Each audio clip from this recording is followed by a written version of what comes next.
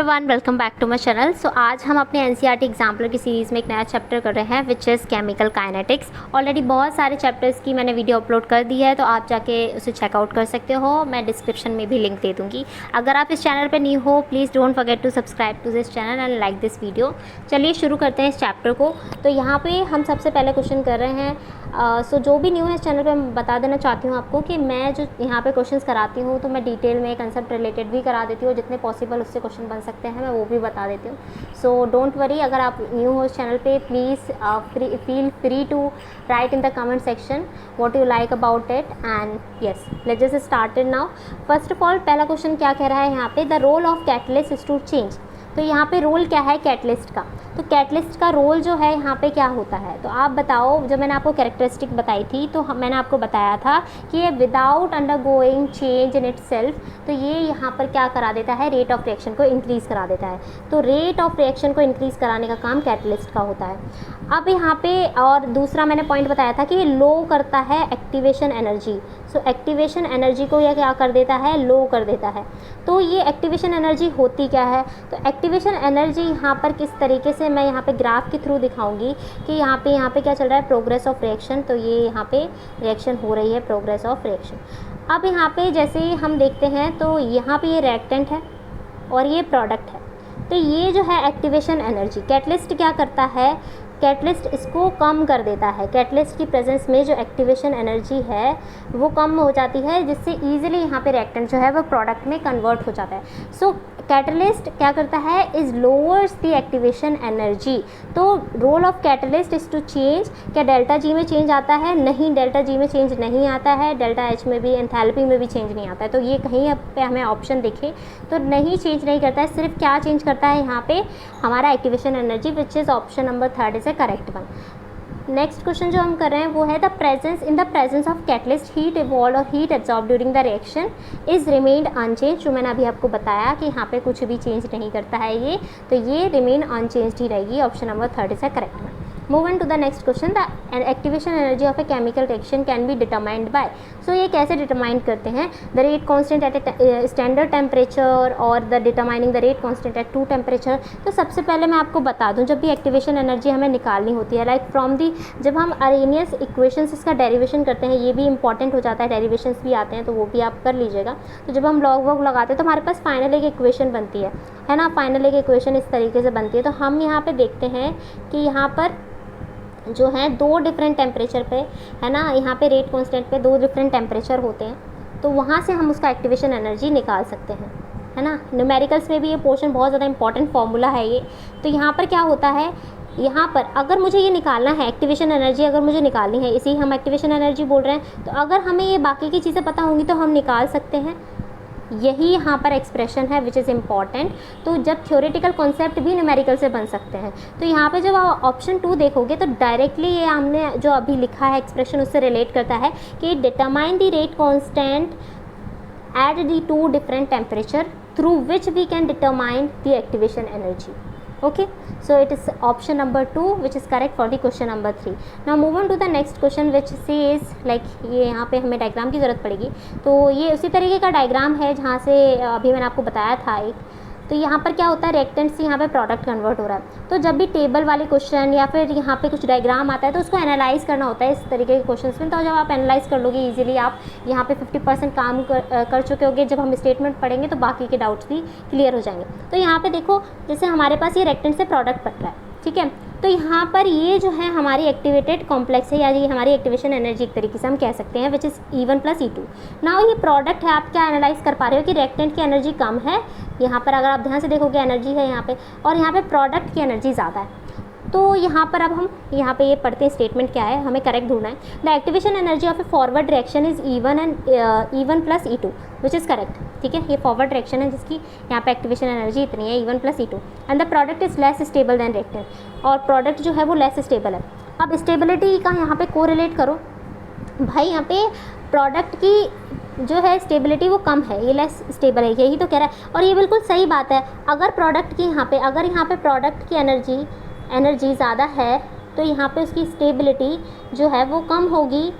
ये बात हमें पता है या नहीं, एनर्जी और स्टेबिलिटी आर इन्वर्सली प्रोपोर्शनल, ठीक है, तो ये चीज़ हमें वैसे भी पता थी, तो ये ऑप्शन हमारा करेक्ट लग रहा है। नेक्स्ट भी देख लेते हैं कि activation energy of A forward reaction E1 + E2 product is more stable. Stable ज़्यादा नहीं हो सकता क्योंकि उसकी एनर्जी ज़्यादा है, ठीक है, तो वो लेस स्टेबल ही होगा। तो ऑप्शन यहाँ पे फर्स्ट करेक्ट है for the question number 4। Now move on to the next question. So next question हमसे कह रहा है कि consider the first order gas phase decomposition. यहाँ पे एक रिएक्शन दे रखी है, तो जो इनिशियल प्रेशर है सिस्टम का वो एक PI है, तो जैसे PI है जो है वो है इनिशियल प्रेशर। उसके बाद यहाँ पे टाइम T के बाद है ना, टाइम T के बाद यहाँ पे जो टोटल प्रेशर है, total pressure is increased by X unit and comes PT। तो मैं कह सकती हूँ यहाँ पे ये जो है ये यहाँ पे इंक्रीज्ड हो गया बाय X, ये एक्सप्रेशन है। और ये एक्सप्रेशन हम वैसे भी लॉन्ग यहाँ से इस इक्वेशंस पे लगा के, जैसे PI यहाँ पे 0 0 देन उसके बाद अगर हम टोटल करेंगे ना तो यही आएगा, ये चीज़ भी हम कर सकते हैं। अब यहाँ से देखो, यहाँ से हम क्या करेंगे, हमारे पास ये फर्स्ट ऑर्डर रिएक्शन है ना, फर्स्ट ऑर्डर रिएक्शन का फॉर्मूला लगाएंगे और वैसे भी हमें फॉर्मूला यहाँ पे दिख रहा है कि कौन सा लग रहा है और क्वेश्चन में भी बोला है, ठीक है। तो यहाँ पे हम इसका फॉर्मूला अप्लाई करेंगे, जैसे K = 2.303 by T which is equal to तो यहाँ पे 2.303 लॉग आ गया अपना PI माइनस X। ये कैसे लिया मैंने, ये ऐसे लिया कि जैसे अगर हमारी रिएक्शन है A अगर B में जा रही है, तो यहाँ पे अगर मैंने सपोज़ करो इसको PI माना और यहाँ पे ये चीज़ करी, तो यहाँ पे जो PI माइनस X जो है वो XX आ जाएगा।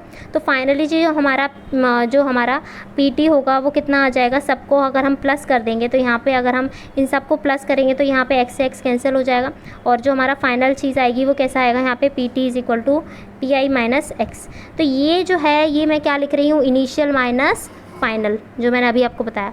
तो ये मैंने आपको एक्स्ट्रा करके दिखाया कि डिटेल में अगर ये क्वेश्चन आ जाए लॉन्ग आंसर में तो आप इसको एक्सप्लेन और अच्छे से लिख पाओ और आपके बिल्कुल भी मार्क्स नहीं कटेंगे, ठीक है। अच्छा, तो यहाँ पे हमारे पास एक जो फाइनल रिलेशन आई थी, हम देख रहे थे कि PT = PI + X। तो यहाँ पर एक सेकेंड, सो PI + X, तो X = क्या हो जाएगा, PT माइनस PI, यही तो हो जाएगा। अच्छा, तो यहाँ पे क्या मैं X की वैल्यू यहाँ पे पुट कर सकती हूँ, बिल्कुल कर सकती हूँ। तो PI अपॉन जो है ये हमारा सेम रहेगा यहाँ पे, तो PI अपॉन, स्पेस थोड़ा कम है इसीलिए मैं दोबारा नहीं लिख रही हूँ। तो यहाँ पे हमारा PI माइनस जो है यहाँ पर ये वैल्यू रख देंगे PT माइनस PI। तो ये जो है जब हम इसे अंदर करेंगे तो ये माइनस हो जाएगा, ये प्लस हो जाएगा, ये माइनस हो जाएगा। तो यहाँ पे जैसे ही ये प्लस हुआ तो ये 2PI हो गया, तो मैं कह सकती हूँ ये 2PI हो गया। So it's 2PI of 2PI, और ये माइनस हो गया तो ये PT हो गया और डिवाइड जो ऊपर है अपना PI रहेगा, है ना। आई नो थोड़ा यहाँ पे स्पेस कम है, मुझे ये कैलकुलेशन बतानी ना ही पड़ेगी क्योंकि ये बहुत ही ईजी है, ठीक है। तो मुझे लग रहा है ये समझ आ गया होगा, मैं लिख भी देती हूँ यहाँ पे डिफरेंट कलर से। तो आई होप, थोड़ा स्पेस कम है बच्चों, तो यहाँ पे थोड़ा ऐसे एडजस्ट करना पड़ता है। तो हमारी ये फाइनल इक्वेशन बन गई और यहाँ पे ये 2 छुप गया है, 2 भी है यहाँ पे, ठीक है। तो मैं ये सही कर देती हूँ यहाँ पे।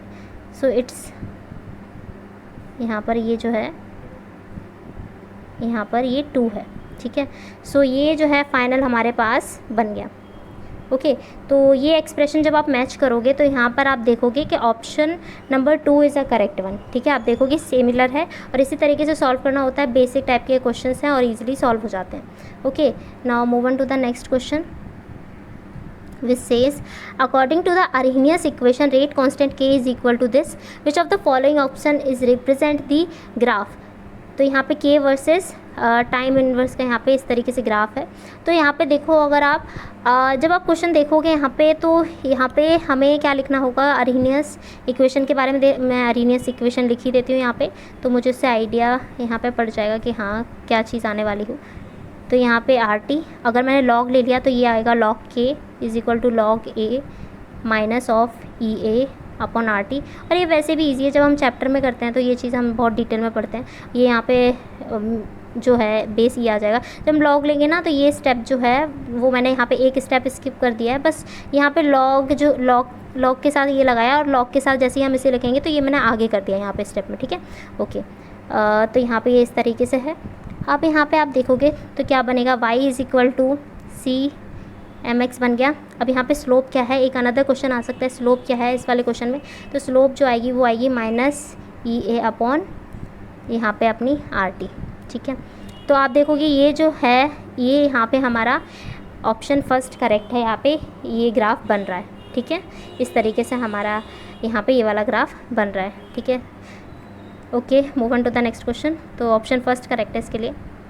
विच says consider the Arrhenius equation given following, mark the correct option. तो हमें इसमें से यहाँ पे करेक्ट ऑप्शन बताना है, तो करेक्ट ऑप्शन यहाँ पे देखते हैं। सो नेक्स्ट क्वेश्चन कह रहा है कंसीडर दिस आर्हेनियस इक्वेशन, और ये हमें यहाँ पे करेक्ट ऑप्शन बताना है। तो यहाँ पर ये जो है बेसिकली क्या यहाँ पे स्टेटमेंट बोल रही हैं, तब हम आंसर देंगे। The rate constant increases exponentially with increase activation energy and decreasing temperature. और सारे क्वेश्चन में इनमें रिलेशन पूछा है इधर उधर करके। सिंपल सी बात है, जो हमारी अगर रेट ऑफ रिएक्शन की बात करोगे तो वो जो है वो बढ़ती कब है, जब टेम्परेचर बढ़ता है। पहला रिलेशन अपना ये करो, क्लियर, ओके। और रेट ऑफ रिएक्शन जो है वो कम कब हो जाती है, जब यहाँ पे एक्टिवेशन एनर्जी ज़्यादा होती है, ठीक है, तब कैटलिस्ट आता है तो उसे कम करता है, ठीक है। तो यहाँ पे ये इन्वर्सली प्रोपोर्शनल हो गया ना ये दोनों। तो अब ये जो है इसको माइंड में रखो, क्वेश्चन अपने आप सॉल्व हो जाना है। विच सेज यहाँ पे इंक्रीजिंग एक्टिवेशन एनर्जी वाला तो काट ही दो, इंक्रीज़ नहीं हो रही, अच्छा डिक्रीज़ हो रही है फॉर डिक्रीजिंग टेम्परेचर, नहीं, डिक्रीज़ हो रही है activation energy with increasing temperature, yes this is the correct one. Correct ही पूछा है, तो option number 7 is the correct one, sorry option number 4 is correct one for the question number 7। Next question पे move on करते हैं। A graph of volume of a hydrogen is released.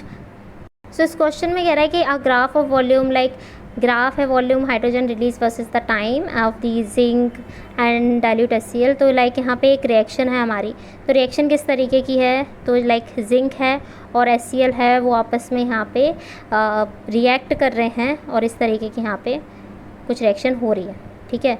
तो ये हमारी रिएक्शन हो रही है, समझे। अब यहाँ पे क्वेश्चन पूछा है कि इसी से रिलेटेड यहाँ पे जो ग्राफ दिया है इससे हमें आंसर बताना है। अब यहाँ पे 40 सेकंड पे अगर आप देखोगे तो किस तरीके से ना इनिशियल कर देते हैं। तो यहाँ पे अगर मैं निकालूंगी तो होगा लाइक 40 पे पूछा है, 40 तक ही पूछा है, तो V3 V initial upon 40 minus 0, तो कितना आएगा, V3 अपॉन 40 आ जाएगा ना, हाँ V3 अपॉन 40। ऑप्शन देखो option number 3 is the correct one. Average rate इसकी ये आ गई, एवरेज हम ऐसे ही निकालते हैं ना, इंस्टेंटेनियस रेट होती तो वो अलग होता, ठीक है, ओके, एट अ पर्टिकुलर यहाँ पे इंस्टेंट पे। अब यहाँ पे 9th क्वेश्चन है, विच of the following is not correct about the order of reaction. इनमें से कौन सा करेक्ट नहीं है ऑर्डर ऑफ रिएक्शन के बारे में। सो यहाँ पे देखो, order of reaction can B fractional number, हाँ वो फ्रैक्शनल हो सकती है। Order of reaction experimentally determined quantity, तो क्या ये यहाँ पे एक्सपेरिमेंटली डिटरमाइंड होती है, हाँ होती है। Order of reaction is always equal to the sum of the stoichiometric coefficient of a reactant. देखो यहाँ पे ऑर्डर की बात हो रही है, पर इन्होंने बोला है कि यहाँ पे ऑलवेज इक्वल, नहीं ये नहीं होता, ये मॉलिक्यूलरिटी होती है, ठीक है, ये नहीं होता। तो ये हमेशा इक्वल नहीं होता, ऐसा नहीं होता, हमें एक्सपेरिमेंटली डिटरमाइन करना होता है, जो कि ऊपर की लाइन सही है, तो ये हमारा ऑटोमेटिकली यहाँ पे गलत हो जाता है। Option number 3 is the correct. Next question पे मूव ऑन करते हैं। कंसीडर द ग्राफ गिवन, जो हमारे पास ऊपर था, विच of the following options does not show instantaneous, जो अभी मैं आपको बता रही थी, rate of reaction at 40 second, कौन सा फॉलो नहीं करता है। तो 40 सेकेंड पे अगर आप जाओगे वापस, अगर मैं जाऊँ ऊपर 40 सेकेंड पे कौन सा फॉलो नहीं कर रहा है, तो अगर आप देखोगे 40 पे देखो, तो ये जो है अगर ये लाइन है हमारी, तो इस तरीके से अगर मैंने एक ट्राइंगल बनाया है यहाँ पे, तो ये जब हम क्वेश्चन कर, जो हम ये पढ़ रहे होते हैं ना, तब हम ये चीज़ें डिटेल में करते हैं। तो यहाँ पर देखो, ये इसमें आप देखोगे तो ये V5 है ना, और क्या आ जाएगा V2 divided by, I think ये V5 है, लाइंस में देख लूँ ज़रा दोबारा से, हाँ V5 हो सकता है इसमें। सो मैं लिख सकती हूँ V5 minus V0 divided by, and नीचे क्या आ जाएगा 50/4 0 करके भी आ सकता है, हाँ आ सकता है। तो ये V0 नहीं है, ये यहाँ पे ट्राइंगल इस तरीके से बन रहा है, तो ये V2 हो जाएगा यहाँ पे, ठीक है। तो ये हमारा ये चीज़ आ सकती है इंस्टेंटिंग, और कुछ आ सकता है लाइक अगर हम इसको V4 से निकालेंगे तो यहाँ पे इससे भी ये चीज़ आ सकती है, लेकिन ये जो है यहाँ पर एंड नहीं हुआ है, ठीक है, ध्यान से देखोगे यहाँ पे एंड हुआ है और ये यहाँ पे हो रहा है, तो V5 का करेक्ट लग रहा है। तो यहाँ पे देखते हैं जो हमने अभी इक्वेशन बनाई थी, हाँ ये रही देखो डायरेक्टली मिल गई या नहीं। क्वेश्चन नंबर 10 के लिए कौन सी वाली करेक्ट थी? यहाँ पे V5 minus V2 upon 50 minus 30, तो ये जो है हमारा ऑप्शन नंबर फर्स्ट करेक्ट है। ओके, आई थिंक मैंने आपको यहाँ पे ऑप्शन गलत बताया है। ऑप्शन जो करेक्ट होगा, क्योंकि यहाँ पे पूछा था डज नॉट शो, मैंने करेक्ट यहाँ पे ऑप्शन लगाया। डज नॉट में बी है, बी करेक्ट नहीं है, बाकी सारे करेक्ट हैं। एस यहाँ पे देखेंगे आप, बाकी सारे ही करेक्ट हैं। अगर हम V3 से भी लेंगे वो भी करेक्ट होगा, यहाँ से भी करेक्ट होगा। लेकिन V4 से जब आप देखोगे यहाँ पर, तो उसके लिए कोई डायरेक्ट यहाँ पे रिलेशन नहीं दिया गया है, टाइम नहीं दिया गया है, ठीक है। तो हमारा जो ऑप्शन इनकरेक्ट है वो बी है, ठीक है। ओके, सो इसीलिए नॉट वगैरह ये देखना बहुत ज़रूरी हो जाता है। Let's move on to the next question which says कि हमें यहाँ पे करेक्ट देखना है, इस बार यहाँ पे करेक्ट देखना है। The rate of reaction decreases with time as the concentration of reactant decreases. तो यहाँ पर देखो, जो बेसिकली हमारे पास करेक्ट पूछा है, तो क्या ये करेक्ट है? तो हाँ ये करेक्ट है। कैसे करेक्ट है? देखो, जो रेट ऑफ रिएक्शन है जो है with time passes concentration decreases, हाँ ये हम जो है जब रेट ऑफ रिएक्शन जब हम देखते थे तो वो यहाँ पे रिएक्टेंट के कंसनट्रेशन के प्रोपोर्शनल होता था, तो हम यहाँ पे प्रोपोर्शनलिटी साइन हटाते थे और यहाँ पे कुछ इस तरीके से, तो ये टाइम के साथ क्या होता था? डिक्रीज होता था। तो ये करेक्ट है, option 1 is the correct one. Time during the reaction ऐसा नहीं है, वो रेट ऑफ रिएक्शन जो है इस सेम ऐसा भी नहीं है। तो यहाँ पे जो करेक्ट ऑप्शन बनता है वो ऑप्शन अपना फर्स्ट बनता है। और थर्ड ये बोल रहा है कि इंडिपेंडेंट होता है टेम्परेचर के, ऐसा भी नहीं है। वो जो टेम्परेचर बढ़ता है तो रेट ऑफ रिएक्शन जो है वो बढ़ता है। The rate of reaction decreases with the increase in concentration of reactant, नहीं। द रेट ऑफ रिएक्शन जो है, जो रेट ऑफ रिएक्शन है decreases with increase in concentration, तो ऐसा नहीं होता है, ठीक है। वो इंक्रीज़ होगा ना कि डिक्रीज़ होगा। तो option first is the correct one. Okay, move on to the next question, which of the following is the correct for the rate of the given. तो ये बहुत ज़्यादा इजी क्वेश्चन होते हैं। हमसे जो पूछा है यहाँ पर, क्या पूछा है बेसिकली, देखो यहाँ पर हम जो बेसिकली करके आ रहे थे वही चीज़ हमने लिखनी है। तो यहाँ पे अगर मेरे को किस किस के रिस्पेक्ट में पूछा है, H+ के रिस्पेक्ट में पूछा है, तो इन दोनों में ही यहाँ पर अगर माइनस माइनस लगाएंगे रिएक्टेंट में है तो वो कैंसिल आउट हो जाएंगे। वो फिर यहाँ पे चीज़ है, यहाँ पे आएगा, इधर हम रखेंगे तो ये जो आएगा वो 1/5 आएगा और ये 1/6 आएगा। तो BR के कंटेक्स्ट में क्या हो जाएगा? 5/6 हो जाएगा, ठीक है।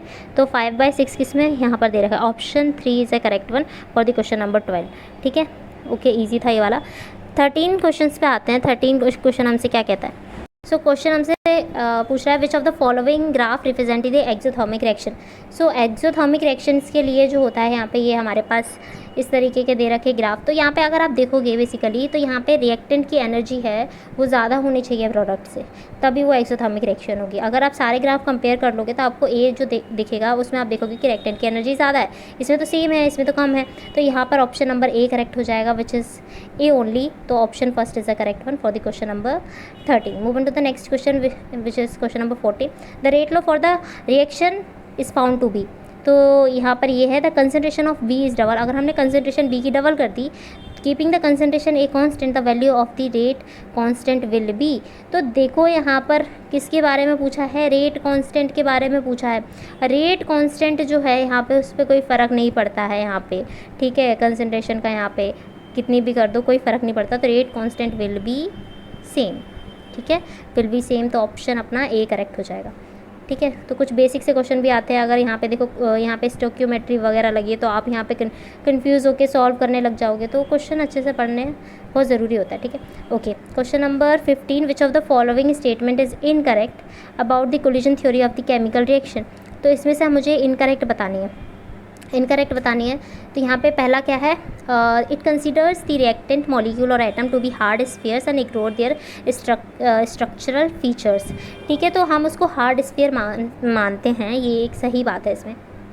Number of effective collision determining the rate of reaction, ये भी सही बात है कि जितने ज़्यादा इफेक्टिव कोलिजन होंगे, प्रॉपर ओरिएंटेशन के साथ होंगे विद प्रॉपर एनर्जी, तो ये चीज़ यहाँ पर इफेक्टिव कोलिजन के अंदर आती है और वो रेट ऑफ रिएक्शन डिटरमाइन करती है। Next, collision of atom or molecule possess sufficient threshold energy result in the product formation।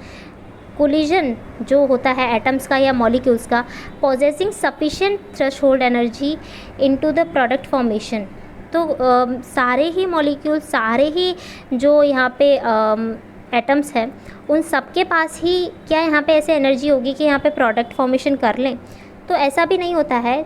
जब तक यहाँ पे प्रॉपर ओरिएंटेशन ना हो और एटम्स क्या मॉलिक्यूल्स का विद प्रॉपर एनर्जी, यहाँ पे जब तक इफेक्टिव कोलिजन ना हो तब तक यहाँ पे हमारे पास प्रोडक्ट का फॉर्मेशन नहीं होगा। ठीक है, तो option number 3 is the incorrect one.